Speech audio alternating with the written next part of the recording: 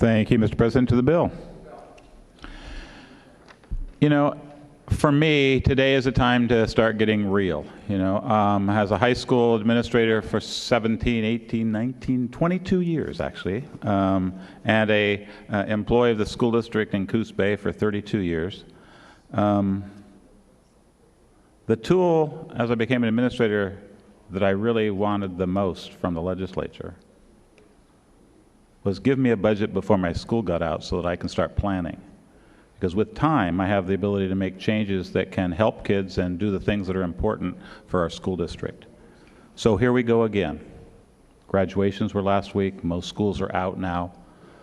I was one of the few people in this room who had the opportunity to take pink slips and walk down the halls of my school and hand them out to people and talk to them about what I could do to help them in the next choice in their life and where they were going to go and what they were going to do. But I actually got to look them in the face and talk to them about those decisions because budgets came out of here in a time early enough that school wasn't out and teachers were around and I could plan for the next year. And I had times when we had to call people on the phone to tell them, and when we had to talk to kids about the schedule that we thought we had before the school year got out, and had to rearrange with the few administrators that were in the building to redo the whole schedule so that we could get class sizes to be reasonable, make up for the teachers that had to go, and get ready for the school year for the next year. So here we are in June, debating arguably the best budget we've had in a decade for schools. We have the opportunity to put $1 billion into education and to allow administrators and school boards to start making decisions for next school year, which it's already fairly late for, to arrange their classes, to talk to their teachers, and make the difficult decisions. We talk about a few losses of teachers. I lost 11 schools, I believe it was, in our school district from the time I started to the time that I left because of declining enrollment.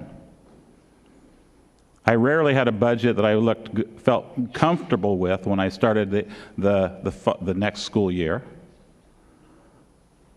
But when people trust the teachers and the administrators and the others to do their work and give them a number to work by, it really makes a difference. Last session was one of the hardest things I ever did was to cut the budgets that we had to do with schools because of the recession and not having the money. And yet we got it out very early, so school districts had a chance in the last biennium to start figuring out how they could make those changes and do what they could do to do the best thing they could possibly do for every child. We have an opportunity now to get the process going so that they can do that. Last session, at the very end, in the last days, we added money back to schools that were in very rural areas and exceedingly small school districts that have very little margins. We added back a few $1 million to the general school budget in the last days. It wasn't the budget we passed. We came together and found ways to make sure that a little bit more money went out to the places to make them as whole as we could. There is no reason we can't do that tomorrow or the next day. But getting this budget through sends a message that this is what you can plan for. If you get more, it will be great. I will tell you, I never once argued or got upset with the legislature who gave me a little bit more than I had anticipated at the end of the year so that I could plan and do something, add it back. My question to them every time was, is what you're giving me sustainable? Can I expect that I will have it the next year?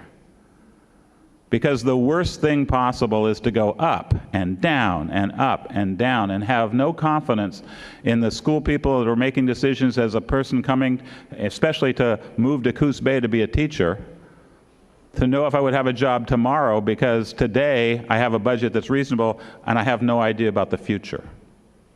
I commend our Ways and Means process for finding budgets that are sustainable over time, that allow people to plan and make the decisions they have to make. From Coos Bay to Newport and Nestucca Valley, It's always the same when you go out and talk to people. They want to have budgets they know and they can work with. They want to give the tools that they can to their school boards in time for those people to do the things they need to do about being the people in charge of those kids that we all care for. This is the largest education budget in Oregon history. It will turn the corner on the more than 5 years' worth of teacher layoffs, 7,000 over the last 5 years, and the cuts to school days. It's a strong budget for schools, means a brighter outlook for student achievement and a higher quality in classroom instruction. Giving them the time to plan and think about what they're doing, giving teachers the time to think about it over the summer as they prepare for their students the next year, really does cut down on that anticipation of the next year. They left school not knowing what their budget's going to be. They left school not knowing how the planning was going to take place. Most schools figured out in the high schools to ask students what they wanted to take, and they couldn't promise them what they were going to get because they didn't know what the budget was going to be because we've waited. Schools are counting on us for this stability and this reinvestment. And we cannot afford to have anyone try to play any of the political games that are out there. We can figure out if there's going to be more money. We can figure out if there's a grand plan or a new strategy to come up with money in the future and put it back. We've done it in the past. We will do it in the future. Today is the day to vote on a budget that gives them stability and allows them to move forward. I urge your support.